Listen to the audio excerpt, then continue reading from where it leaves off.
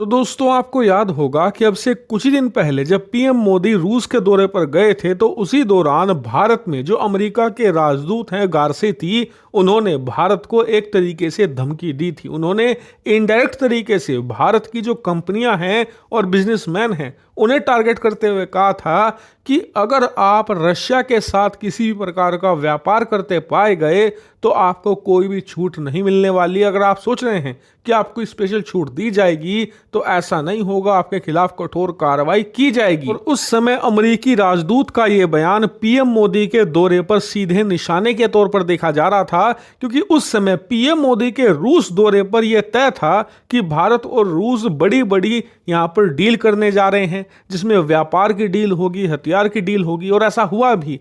तो उस समय भारतीय कंपनियों को डराने के लिए और भारतीय व्यापारियों को धमकाने के लिए ये यहां पर बयान दिया गया था कि भारत सरकार की शह में अगर आप रूस के साथ व्यापार करते पाए गए तो आपका इलाज किया जाएगा। तो खैर, अमेरिका ने जो उस दिन धमकी देकर कहा था आज उसे जमीन पर लागू भी कर दिया है। दरअसल आप अपनी स्क्रीन पर देख सकते हैं, रिपोर्ट निकलकर सामने आई है कि अमेरिका ने भारतीय बिजनेसमैन और भारत की कई कंपनियों को टारगेट किया है और इनके खिलाफ प्रतिबंधों की कार्रवाई की गई है। दरअसल रिपोर्ट्स में बताया गया है कि भारत के दो बिजनेसमैन हैं जिनका सरनेम है दत्ता और सुब्रमण्यम, इन दोनों के खिलाफ कठोर कार्रवाई की गई है। इन पर कठोर सैंक्शंस लगा दिए हैं अमेरिका ने, यानी कि प्रतिबंध लागू कर दिए हैं। अब अगर ये अमेरिका के दौरे पर जाते हैं तो इन्हें गिरफ्तार भी किया जा सकता है।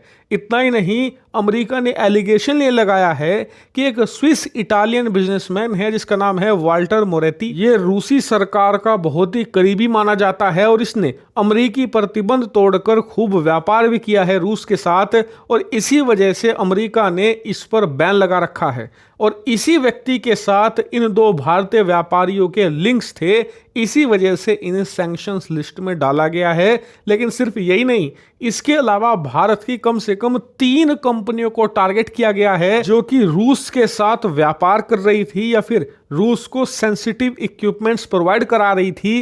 इन कंपनियों को भी बैन कर दिया गया है, इन पर भी एक्शन लिया गया है। और बताया गया है अमेरिका की तरफ से कि ये 3 कंपनियां रूसी मिलिट्री को बहुत ही खास प्रकार के इक्विपमेंट सप्लाई कर रही थी जिनका काम होता था इंटेलिजेंस सर्विसेज में, इसके अलावा रूसी सेना के आर्म्ड व्हीकल बनाने में। और यही कारण है कि इन कंपनियों पर भी सैंक्शंस लगा दिए गए हैं, इन पर भी अब प्रतिबंध लागू हो चुके हैं। और बताया जा रहा है कि अमेरिका की ये कार्रवाई देखने में भले छोटी लगती हो, लेकिन ये भारतीय कंपनियों को डराने के लिए काफी है, क्योंकि भारत ने बड़ी मुश्किल से भारतीय कंपनियों और व्यापारियों को तैयार किया है रूस के साथ व्यापार करने के लिए, और उन्हें काफी हद तक पिछले 2-2.5 सालों से अमेरिकी प्रतिबंधों से बचाकर भी रखा है। लेकिन अब अमेरिका ने जिस प्रकार से भारतीय व्यापारियों को, कंपनियों को टारगेट करना शुरू किया है, इससे भारतीय कंपनियों में डर फैल सकता है। क्योंकि अगर आप रूस के साथ व्यापार करते हैं तो आपको फायदा होता है, लेकिन भारतीय कंपनियों को ज्यादा फायदा होता है अमेरिका और यूरोप में व्यापार करने से, क्योंकि वहां पर मार्केट ह्यूज है। इसी वजह से कोई भी भारतीय कंपनी रूस के लिए किसी भी हालत में अमेरिका और यूरोप के अंदर जो अपना मार्केट है वो बंद नहीं करवाना चाहेगी। यही कारण है कि ये भारत के लिए एक बड़ी चुनौती है कि कैसे इस डर को फैलने से रोका जाए और अमेरिका की इस कार्रवाई का जवाब भी दिया जाए। हालांकि आपका सवाल होगा कि इस कार्रवाई से क्या भारत अमेरिका संबंध खराब होंगे, तो नहीं। दरअसल ये एक प्रकार का डिप्लोमेटिक गेम है जो कि अक्सर चलता रहता है अलग अलग मुद्दों पर, 2 फ्रेंडली नेशन के बीच में भी और 2 दुश्मन देशों के बीच में भी। तो इससे संबंधों पर कुछ खास बड़ा अंतर नहीं पड़ता।